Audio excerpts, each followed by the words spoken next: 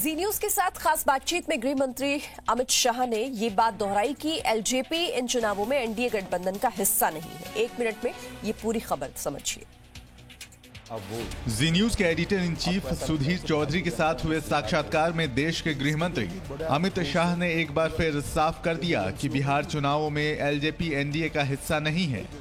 LJP Bihar चुनाव में NDA का हिस्सा नहीं है।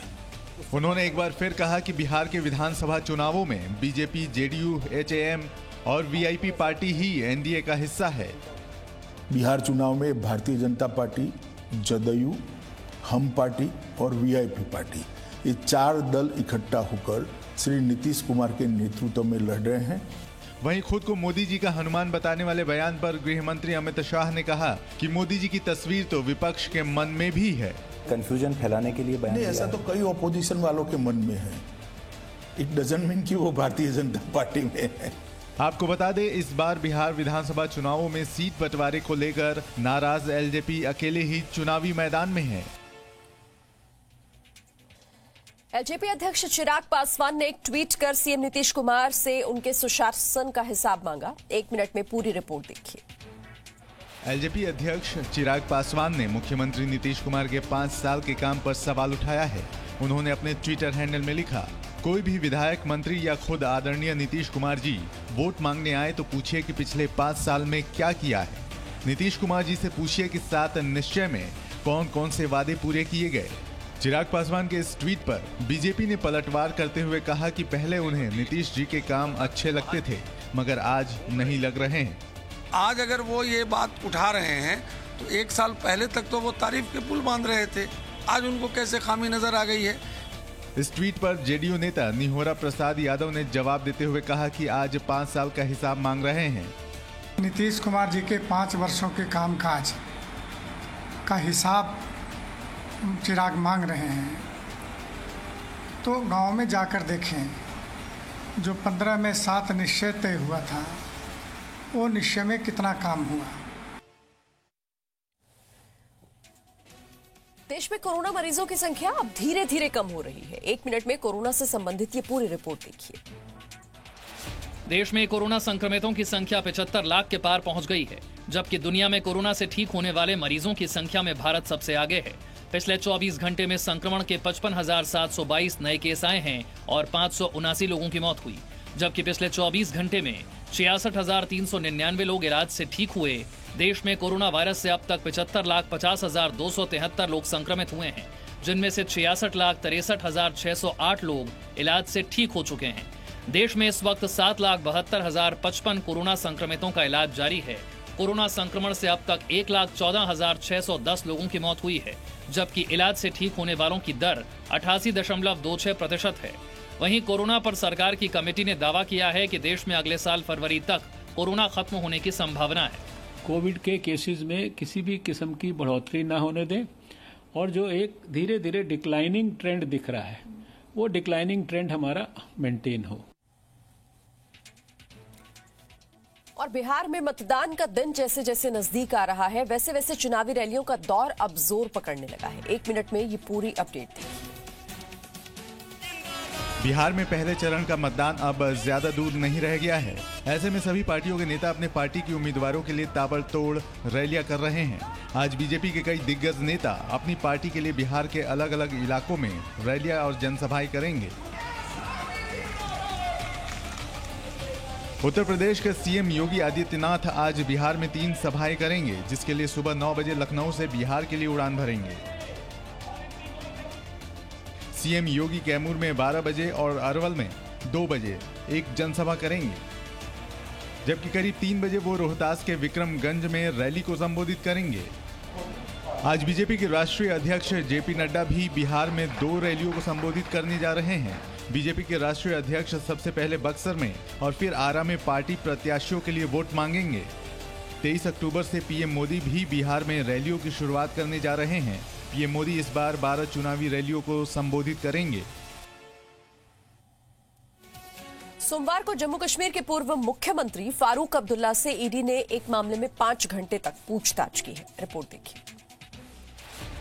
क्रिकेट एसोसिएशन से जुड़े घोटाला मामले में सोमवार को ईडी ने जम्मू कश्मीर के पूर्व मुख्यमंत्री फारूक अब्दुल्ला से करीब 5 घंटे तक पूछताछ की। ईडी की यह जांच 2015 में सीबीआई द्वारा दर्ज की गई एफआईआर पर आधारित है। पूछताछ के बाद ईडी दफ्तर से बाहर आकर फारूक अब्दुल्ला ने कहा कि ये पूरा मामला काफी पुराना है और ये पूछताछ कई सालों से चल रही है। ये पूछताछ चलती आ रही है, ये कई सालों से चल रही है, कोई नई बात तो है नहीं।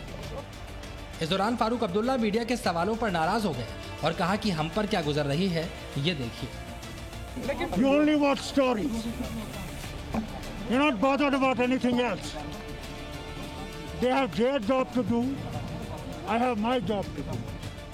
फारूक अब्दुल्ला पर जम्मू कश्मीर क्रिकेट एसोसिएशन का अध्यक्ष रहते हुए 2002 से 2011 के बीच 43 करोड़ 69 लाख रुपए की धोखाधड़ी का आरोप है।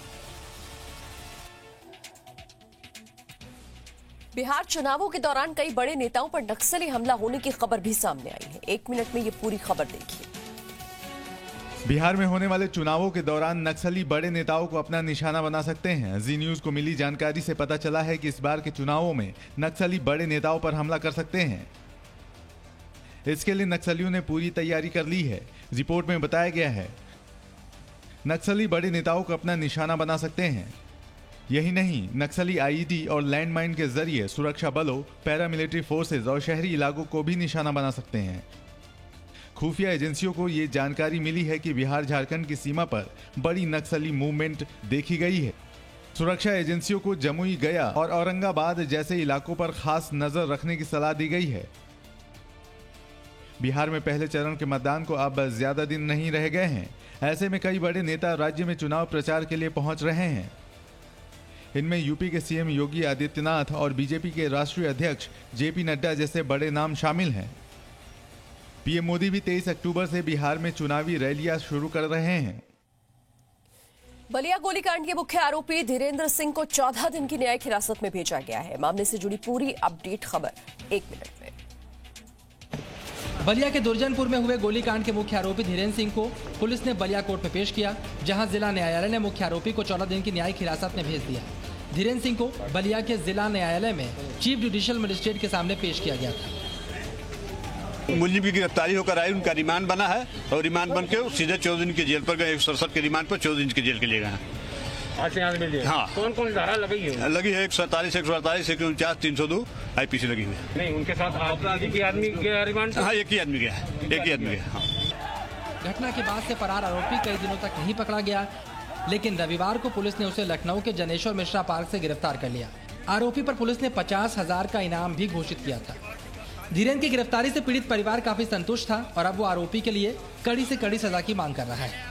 लेकिन हम लोग इसके साथ ये भी चाहते हैं कि उसको सख्त से सख्त सजा मिले, उसे फांसी की सजा मिले और हमारे परिवार की पूरी सुरक्षा मिले, यही हम लोग चाहते हैं।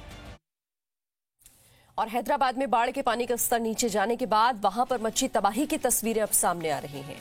ये रिपोर्ट देखिए। कई दिनों की मूसलाधार बारिश के बाद अब हैदराबाद के निचले इलाकों में बाढ़ का पानी धीरे धीरे कम हो रहा है। पानी का स्तर कम होने के साथ ही शहर में बाढ़ की तबाही की असली तस्वीरें भी सामने आ रही हैं। डूबी हुई गाड़ियां और गलियों में भरे कीचड़ से आप अंदाजा लगा सकते हैं कि कुछ दिन पहले यहां कैसे हालात होंगे। इस बाढ़ में एक अनुमान के मुताबिक 9,000 करोड़ से भी ज्यादा का नुकसान हुआ है। खाने नहीं, प्लेट नहीं, एक भगोना नहीं, एक सागम हो गया हमारा, कुछ नहीं है, हमें कहने इंसान। आम जनता भी प्रशासन की अनदेखी को लेकर काफी नाराज दिखाई दी। लोगों का कहना था कि उनकी मदद के लिए अब तक कोई आगे नहीं आया। पूरा ये टिफिन सेंटर मेरा था, ये पूरा पानी से पूरा सतरोल हो गया, पूरा सामान मेरा खराब हो गया। पूरा कोई भी आगे नहीं पूछे हमारे को, यहाँ पर कोई भी नहीं पूछे, पूरा सामान मेरा सतरोल हो गया, पूरा खराब हो गया, पूरा सामान, पूरा एक चीज काम में नहीं आती। हैदराबाद में बारिश और बाढ़ से जुड़ी घटनाओं में 50 से ज्यादा लोगों की जान जा चुकी है। आंध्र प्रदेश और तेलंगाना के बाद अब बारिश पुणे के लोगों के लिए परेशानी बन गई है। ये रिपोर्ट देखिए। आंध्र और तेलंगाना के बाद अब पुणे में भी बारिश से लोगों को काफी परेशानी हो रही है। इलाके में कई जगहों पर जलजमाव होने से लोगों का रास्ते में चलना मुश्किल हो रहा है। सड़कों पर कई जगह पानी भर गया है, जिससे गाड़ियां भी धीमी रफ्तार में चल रही हैं। महाराष्ट्र के पूर्व मुख्यमंत्री और नेता प्रतिपक्ष देवेंद्र फडणवीस ने सोमवार को बाढ़ग्रस्त इलाकों का दौरा किया और वहां कई लोगों से मुलाकात भी की। पिछले कुछ दिनों से आंध्र और तेलंगाना में भारी बारिश की वजह से बाढ़ आ गई थी, जिसमें कई लोगों की जान चली गई। मुंबई और उसके आसपास के इलाकों में भी भारी बारिश से सड़कों पर पानी भर गया था। बारिश का पानी भर जाने की वजह से पुणे सोलापुर हाईवे को भी बंद कर दिया गया था। महाराष्ट्र के मुख्यमंत्री उद्धव ठाकरे ने भी लोगों से कहा है कि उन्हें घबराने की जरूरत नहीं, सरकार उनका ख्याल रखेगी। मुख्यमंत्री उद्धव ठाकरे ने वादा किया, बारिश से मरने वालों के परिवार को सरकार 4 लाख रुपए की सहायता राशि देगी। और नीट परीक्षाओं के परिणाम को लेकर बड़ी खामी का खुलासा हुआ है, जहां टॉपर्स को ही फेल कर दिया गया है। 1 मिनट में पूरी रिपोर्ट आपको दिखाते हैं। 16 अक्टूबर को देश भर में नीट परीक्षाओं के परिणाम सामने आए थे, जिसमें सफल होने वाले अलग अलग बच्चों ने अपनी कामयाबी की कहानी सुनाई। लेकिन इन परिणामों में एक बड़ी खामी सामने आई है। दरअसल नेशनल टेस्टिंग एजेंसी की लिस्ट में मृदुल रावत को फेल बता दिया गया, जबकि वो एसटी कैटेगरी में ऑल इंडिया टॉपर थे। नीट के रिजल्ट में मृदुल रावत को 329 अंक मिले, मगर जैसे ही एनटीए की ओर से आंसर की और रिकॉर्डेड रिस्पॉन्सिबल शीट जारी हुई तो मालूम चला कि मृदुल को 650 अंक मिले हैं। यही नहीं, इन अंकों के हिसाब से वो एसटी कैटेगरी में ऑल इंडिया टॉपर हैं। ये मृदुल रावत की मार्कशीट है, जिसके अंदर आप देखेंगे कि यहाँ पर 329 नंबर्स हैं, 329। और जब इस एनटी की तरफ से इसकी आंसर की जारी की गई, रिस्पांस शीट जारी की गई, उसमें इस स्टूडेंट के थे 650 नंबर। अपने रिजल्ट देखने के बाद मृदुल काफी परेशान हो गए थे कि उन्हें इतने कम नंबर कैसे मिल सकते। नीट परिणामों में इतनी बड़ी खामी के बाद कई सवाल खड़े हो रहे हैं। नवरात्र के दौरान होने वाले गरबा को आप सबने देखा होगा, मगर मुंबई के कोविड सेंटर में गरबा करने का एक वीडियो वायरल हो रहा है। ये देखिए।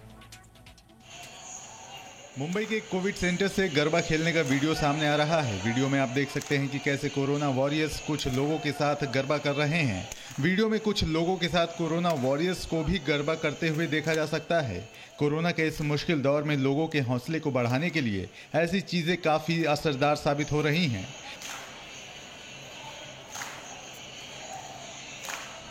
इससे पहले भी आपने कई वीडियो देखे होंगे जिसमें लोग कोरोना सेंटर में डांस करते नजर आते हैं। कोरोना में शारीरिक इलाज के साथ साथ लोगों का हौसला बढ़ाना बेहद जरूरी होता है। विशेषज्ञों का मानना है कि इस बीमारी से लड़ रहे कई लोग मानसिक दबाव में आकर आत्महत्या जैसे कदम उठा लेते हैं। इसलिए बीमार लोगों का खास ध्यान रखना बहुत जरूरी होता है।